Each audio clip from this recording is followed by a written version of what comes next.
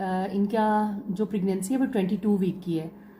जब भी पेशेंट हमारे पास आते हैं और उनकी शुगर के लेवल्स हम देखते हैं ज़्यादा हैं, तो हम डायग्नोसिस बनाते हैं क्या ये शुगर हमल की है या पहले से चल रही है। अब ये पेशेंट मेरे पास आई हैं, इनकी खैर पहले डिलीवरी भी मैंने की है और इनकी प्रेगनेंसी को भी जो प्रीवियस थी वो भी हमारे पास ही मैनेज हुई हैं। शी इज़ नॉन डायबिटिक, इनको पहले से ही शुगर का मसला है। 20 हफ्तों से पहले अगर शुगर लेवल ज़्यादा आए तो इसका मतलब है कि ये पहले से ही बीमारी शुगर की हमल के साथ चल रही है।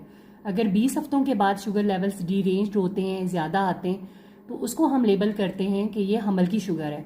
और उसका फिर एक छिले के बाद टेस्ट करवाया जाता है HbA1c, जिस पे हमें कंफर्म हो जाता है ये पुरानी शुगर है या ये हमल की शुगर है।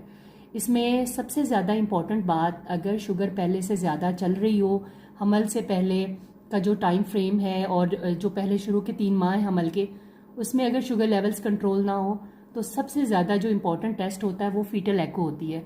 बच्चे के दिल के सुराख को चेक करने के लिए, उसकी एनाटॉमी को चेक करने के लिए हम 22 से 24 वीक पे फीटल एको ज़रूर रिकमेंड करते हैं। उसके बाद डिटेल एनोमली स्कैन बहुत इंपॉर्टेंट है, जिसमें ख़ास तौर पे ये बच्चे की जो स्पाइन है, रीढ़ की हड्डी है, ये थ्रू आउट द लेंथ, बच्चे का ब्रेन, इन चीज़ों को देखना बहुत इंपॉर्टेंट हो जाता है। फॉलिक एसिड बहुत इंपॉर्टेंट मेडिसिन है जो थ्रू आउट प्रेगनेंसी लेनी चाहिए। ऐसे पेशेंट जिनको हमल में शुगर हो और या पुरानी शुगर चल रही हो, उन पेशेंट्स में हमल के अंदर ब्लड प्रेशर होने का खतरा बहुत बढ़ जाता है। इसलिए ये चीज़ें नज़र में रखी जाती हैं और पेशेंट को इसके अकॉर्डिंगली मैनेज किया जाता है।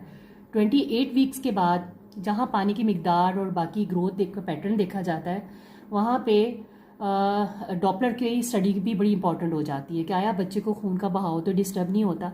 ये जो आप देख रहे हैं स्ट्रक्चर बबल लाइक, ये अम्बिलिकल कॉर्ड है।